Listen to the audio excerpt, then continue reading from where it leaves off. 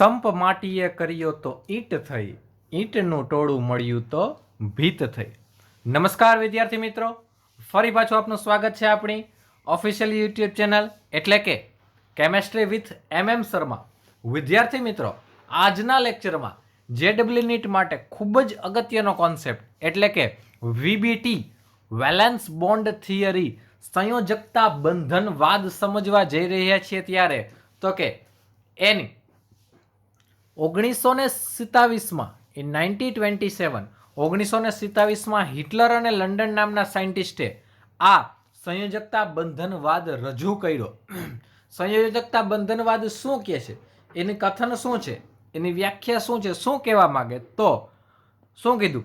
કોઈ પણ બે પરમાણુઓ વચ્ચે રચાતો સહસંયોજક બંધ, કોઈ પણ બે પરમાણુઓ વચ્ચે રચાતો સહસંયોજક બંધ. ખરેખર તો બંધની રચનામાં ભાગ લેતા પરમાણુઓની ઇલેક્ટ્રોનથી અર્ધપૂર્ણ ભરાયેલી વિરુદ્ધ સ્પિન ધરાવતી સંયોજકતા કક્ષકનું સમિશ્રણ છે. સંયોજકતા કક્ષકનું સમિશ્રણ છે. વિદ્યાર્થી મિત્રો, આપણે પહેલા જ સમજી ચૂક્યા છીએ આયનીય બંધ કોને કહેવાય ને સહસંયોજક બંધ કોને કહેવાય. તો કે ઇલેક્ટ્રોનની આપલેથી બને એને આપણે શું કહેતા હતા?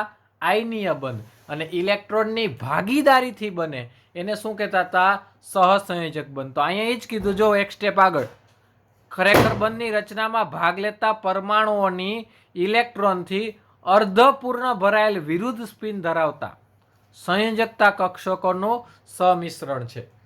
જોઈએ એ શું કહેવા માંગે છે. તો એક ઉદાહરણ લીધું છે આપણે H2 અણુની રચના. એક ઉદાહરણ લીધું છે આપણે H2 અણુની રચના કઈ રીતે હોય. તો વિદ્યાર્થી મિત્રો, આપણે બે પરમાણુ લઈ લી. એકને હું A નામ આપું અને એકને હું નામ આપું B. હાઇડ્રોજન હું તમે જાણીએ છીએ હાઇડ્રોજનની ઇલેક્ટ્રોન રચના 1s1, હાઇડ્રોજનની ઇલેક્ટ્રોન રચના 1s1. તો આ A પરમાણુ, આ B પરમાણુ શું? તો કે કેન્દ્રથી કેન્દ્ર અપાકર્ષણ અનુભવે, કેન્દ્રથી બહારનો ભાગ પણ એકબીજા સાથે શું અનુભવે? અપાકર્ષણ. તો આપણે પ્રશ્ન એ થાય, તો સાહેબ પરમાણુઓમાંથી અણુનું નિર્માણ કઈ રીતે થતું હશે? પરમાણુઓમાંથી અણુનું નિર્માણ કઈ રીતે થતું હશે?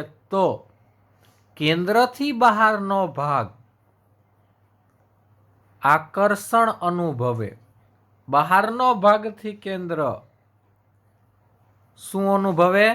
આકર્ષણ અનુભવે. ત્યારે બે એકબીજામાં જોવો વિરુદ્ધ સ્પિન ધરાવતા સંયોજકતા કક્ષકોનું, વિરુદ્ધ સ્પિન ધરાવતા સંયોજકતા કક્ષકોનું નિર્માણ કરે છે. માટે પરમાણુઓમાંથી સહસંયોજક બંધ દ્વારા, પરમાણુમાંથી શેના દ્વારા? સહસંયોજક બંધ દ્વારા અણુનું નિર્માણ થાય છે. અણુનું નિર્માણ થાય છે. એમાં શું હોય? તો કે ઇલેક્ટ્રોનથી અર્ધપૂર્ણ ભરાયેલ વિરુદ્ધ સ્પિન ધરાવતી સંયોજકતા કક્ષાનું સમિશ્રણ. સંયોજકતા કક્ષાનું સમિશ્રણ. આ બે વચ્ચેની બોન્ડ લેન્થ, બંધ લંબાઈ હાઇડ્રોજનમાં કેટલી છે? 74 પાઇકોમીટર, 74 પાઇકોમીટર. એવું જ બીજું એક ઉદાહરણ જોઈએ તો N2 અણુનું નિર્માણ. ડાયનાઇટ્રોજન કઈ રીતે બને, નાઇટ્રોજનનું અણુ કઈ રીતે બને છે તે જોઈએ. તો હું બે નાઇટ્રોજન લઈ લઉં વિદ્યાર્થી મિત્રો, એક Na અને બીજો લઈ લઉં Nb. નાઇટ્રોજનની ઇલેક્ટ્રોન રચના તો કે પરમાણુ ક્રમાંક 7 હું તમે જાણીએ 1s2, 2s2, 2p3. આ મેં વિરુદ્ધ સ્પિન ધરાવતો, આનાથી વિરુદ્ધ સ્પિન ધરાવતો લીધો 1s2, 2s2, 2p3. શું જોવા મળશે? શું જોવા મળશે? તો વિરુદ્ધ સ્પિન ધરાવતા ઇલેક્ટ્રોન એકબીજામાં સમિશ્રિત થાય, એકબીજામાં સમિશ્રિત થાય. આ હું બતાવે સંયોજકતા કક્ષકોનું સમિશ્રણ. સંયોજકતા કક્ષકોનું સમિશ્રણ 1, 2 ને 3 માટે 2 નાઇટ્રોજનના પરમાણુઓ વચ્ચે ત્રિબંધ 3 બંધનું નિર્માણ થશે. 3 બંધનું નિર્માણ 2 નાઇટ્રોજનના પરમાણુઓ વચ્ચે જોવા મળશે. આ રીતે નાઇટ્રોજનના પરમાણુઓમાંથી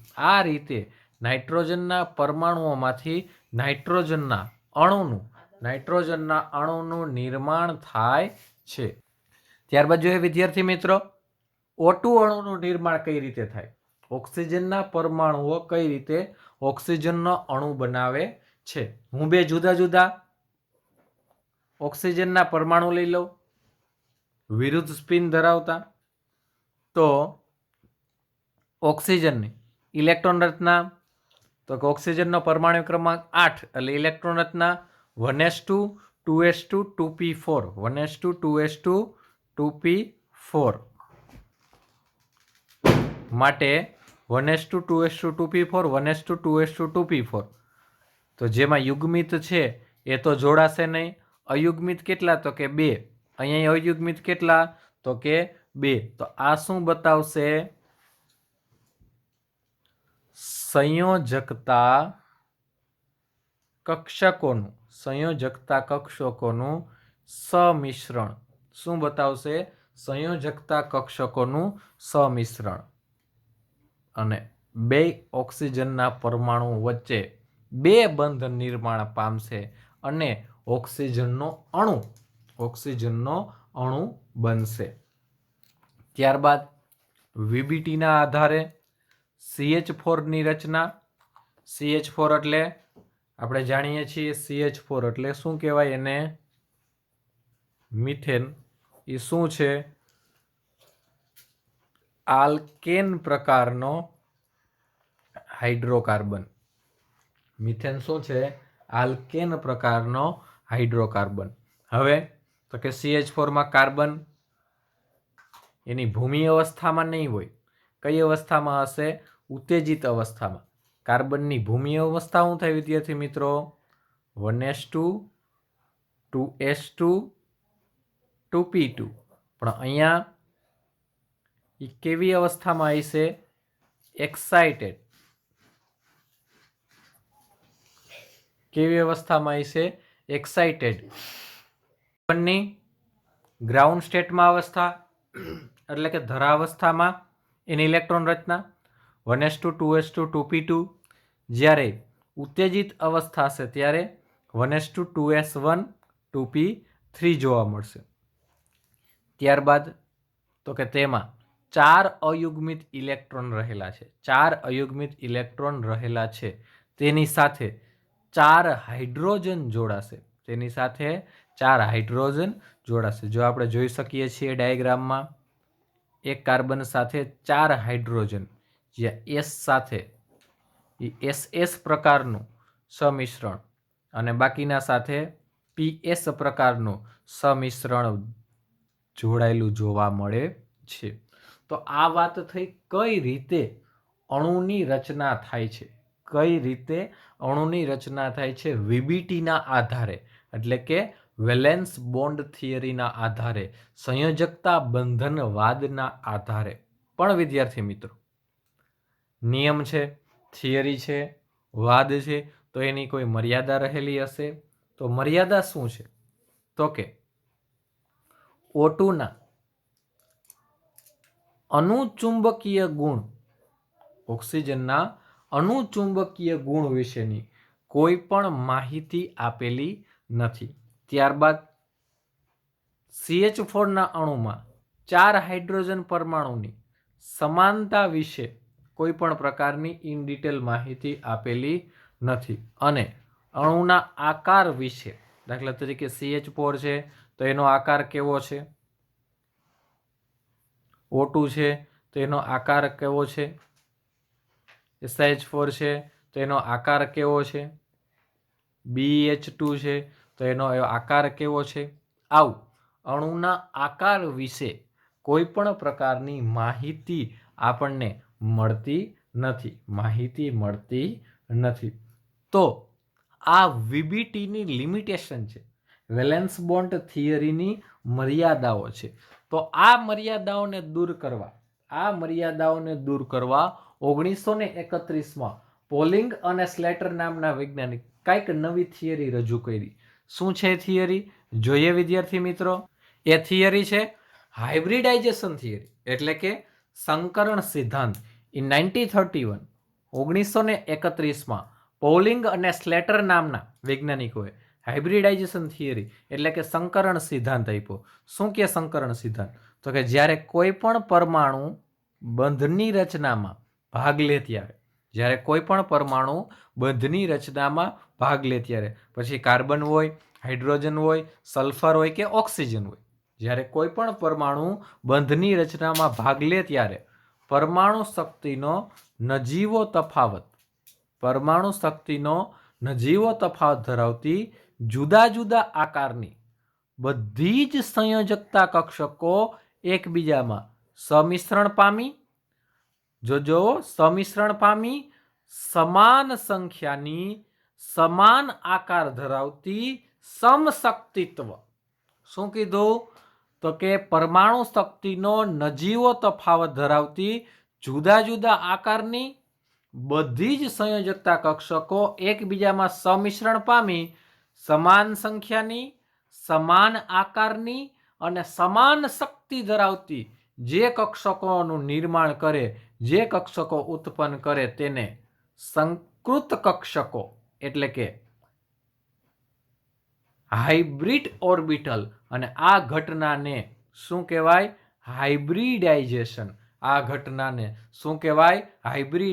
શું કીધું વિદ્યાર્થી મિત્રો? ફરી પાછી એક નજર કરીએ તો કે કોઈ પણ પરમાણુ બંને રચનામાં ભાગ લે ત્યારે પરમાણુ શક્તિનો નજીવો તફાવત ધરાવતી જુદા જુદા આકારની બધી જ સંયોજકતા કક્ષકો એકબીજામાં સમિશ્રણ પામી સમાન સંખ્યાની સમાન આકાર ધરાવતી અને સમાન શક્તિ ધરાવતી જે કક્ષકો ઉત્પન્ન કરે તેને હાઇબ્રિડ ઓર્બિટલ સંકૃત કક્ષકો.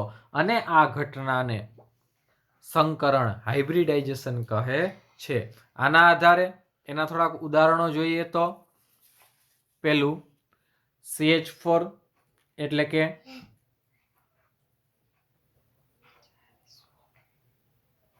મિથેનનું ઉદાહરણ આપ્યું છે. મિથેન આગળ વાત કરીએ એમ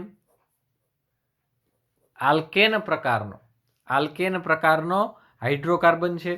કાર્બનની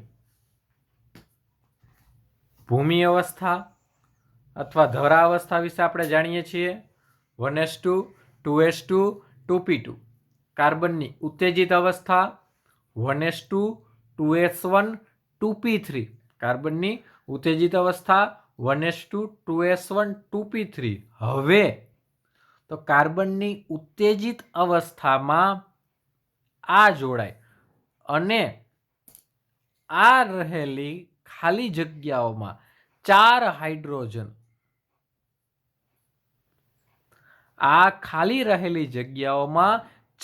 હાઇડ્રોજન સમિશ્રણ પામી સમાન આકાર ધરાવતી સમશક્તિત્વ કક્ષકો ઉત્પન્ન કરે અને ત્યાં આપણને sp3 પ્રકારનું હાઇબ્રિડાઇઝેશન, sp3 પ્રકારનું સંકરણ જોવા મળે. કારણ કે એક એસની કક્ષક અને 3 પીની કક્ષક એટલે S1 લખો કે ન લખો કાંઈ ફેર ન પડે. S1P3 એટલે આ સંકરણને આપણે કેવું કહીએ? sp3 પ્રકારનું સંકરણ.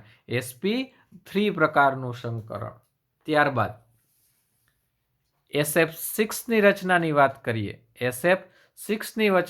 કરીએ તો સલ્ફરનો ગ્રાઉન્ડ સ્ટેટ, સલ્ફરની ધરાવસ્થા તો કે 16 છે. નિષ્ક્રિય વાયુનો ઉપયોગ કરીએ Ne10 3s2 3p4 પણ જ્યારે સલ્ફર ઉત્તેજિત અવસ્થામાં હોય તો શું કરે? તો કે બાજુમાં રહેલી બાજુમાં રહેલી કક્ષકમાં ઇલેક્ટ્રોન ક્વોન્ટમ જમ્પ કરી અને તેમાં જશે. માટે 3s2 માંથી એક ઇલેક્ટ્રોન, 3p માંથી ઇલેક્ટ્રોન, બે ઇલેક્ટ્રોન અહીંયા બાજુની 3d કક્ષકમાં જશે. માટે જોવો તો અહીંયા 1 3 અહીંયા 4 અને 2 4 ને 2 6 એટલે 6 જગ્યા તમને મળશે કે જ્યાં તમે બંધનું નિર્માણ કરી શકશો, જ્યાં સમિશ્રણ થશે. માટે એક S 3p અને 2d માટે આ સંકરણનું નામ શું થશે? sp3d2. માટે સંકરણનું નામ શું થશે? sp3d2. તો અહીંયા વિરુદ્ધ સ્પિન ધરાવતા ફ્લોરિનના ઇલેક્ટ્રોન 6 ઇલેક્ટ્રોન અહીંયા સલ્ફરની કક્ષકો સાથે જોડાશે અને SF6 અણુનું નિર્માણ પામશે. અને એનો આકાર, જો આપણે કીધું હતું VBT આકાર વિશે કોઈ સમજૂતી નથી આપતો, હાઇબ્રિડાઇઝેશન તમને આકાર આપે. અહીંયા CH4 છે તો CH4 કેવો આકાર ધરાવે? તો કે CH4 સમચતુષ્ફલકીય ટેટ્રાહેડ્રલ. SF6 કેવો આકાર ધરાવે? અષ્ટફલકીય ઓક્ટાહેડ્રલ. અને બંધ કોણ? તો કે 90 ડિગ્રીનો.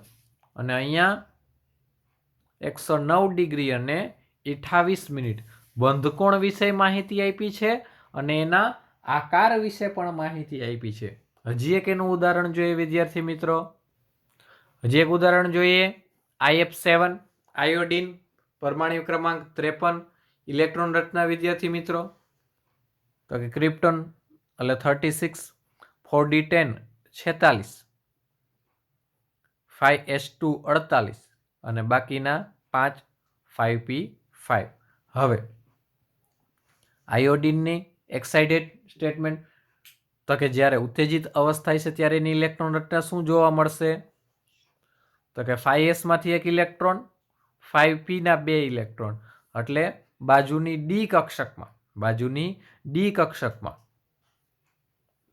એક 5s નો અને 2 5p ના ઇલેક્ટ્રોન ડી માં જશે. માટે અહીંયા જગ્યા 3 અહીંયા અને 3 અહીંયા, ટોટલી 7 ફ્લોરિનના ઇલેક્ટ્રોન વિરુદ્ધ સ્પિન ધરાવતા, એવું કહી શકાય, વિરુદ્ધ સ્પિન ધરાવતા ઇલેક્ટ્રોન અહીંયા સમિશ્રિત કક્ષકોનું નિર્માણ કરશે. એક S નો ઉપયોગ કર્યો, 3p નો અને 3d નો. માટે આ સંકરણ બનશે sp3d3. સંકરણ બનશે sp3d3.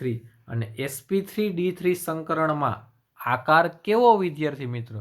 જો આપણને લાગે છે જોઈને કેવો આકાર, તો કે પેન્ટાગોનલ બાયપિરામિડ, જેને ગુજરાતીમાં કહેવાય પંચકોણીય દ્વિપિરામિડ. શું કહેવાય? પંચકોણીય દ્વિપિરામિડ. અને આ બાજુમાં રહેલા છે એની વચ્ચેનો બંધ કોણ 72 ડિગ્રી અને અક્ષ તરફ રહેલા છે એનો બંધ કોણ 90 ડિગ્રી. એનો બંધ કોણ 90 ડિગ્રી જોવા મળે. તો આ રીતે સંકરણથી અણુઓનું નિર્માણ થાય છે અને અણુઓની રચના આપણે જોવા મળે છે. તો વિદ્યાર્થી મિત્રો, કેટલા સંકરણ આપણે અભ્યાસમાં છે એના વિશે થોડીક માહિતી મેળવીએ. એને સંલગ્ન આકાર અને એને સંલગ્ન બંધકોણ વિશે જોઈએ. તો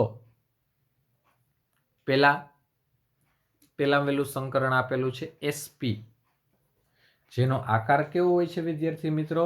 તો કે રેખીય. જેનો આકાર કેવો હોય છે? રેખીય. ધારી લ્યો કે રેખીય સંકરણ છે, એનું ઉદાહરણ હું એક લઈ લઉં,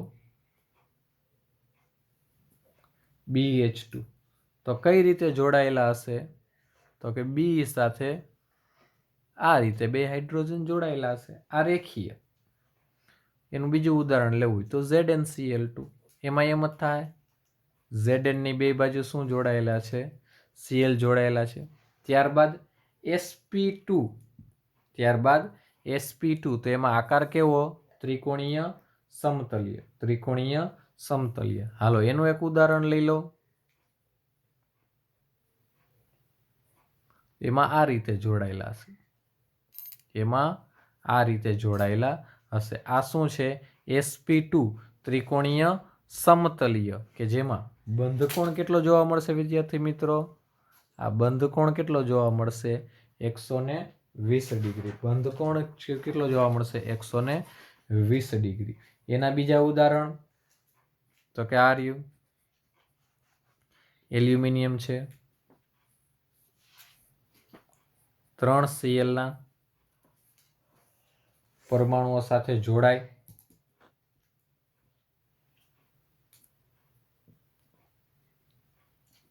આ રીતે જોડાયેલા જોવા મળે, જેમાં એનો બંધકોણ કેટલો જોવા મળશે? 120 ડિગ્રી.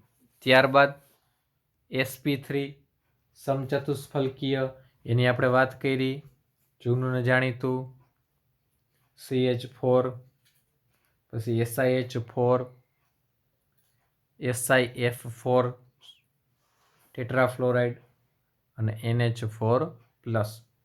એક ઉદાહરણ જોઈએ CH4 નું. કાર્બન સાથે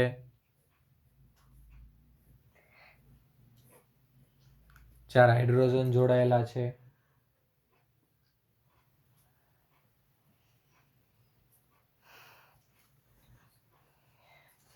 જેમાં આકાર સમચતુષ્ફલકીય અને બંધકોણ 109 ડિગ્રી અને 28 મિનિટ આપણને માલુમ પડે છે. ત્યારબાદ sp3d2 એ કેવું? તો કે અષ્ટફલકીય. એના વિશે આપણે જોયું.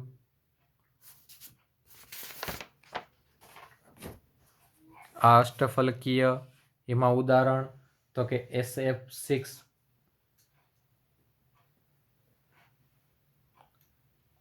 TeF6 એ અષ્ટફલકીય આકારના ઉદાહરણ છે. ત્યારબાદ sp3d ત્રિકોણીય દ્વિપિરામિડ sp3d. તો sp3d છે એના ઉદાહરણો તો કે PCl5 એનું ઉદાહરણ છે sp3d નું. કઈ રીતે? તો કે એનું ડ્રોઈંગ કરી દઉં PCl5 ના અણુનું.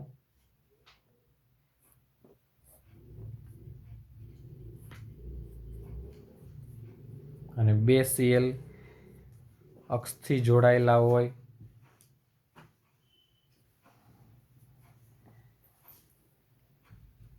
હાસીની રચના થઈ PCl5ની, જેમાં બંધકોણ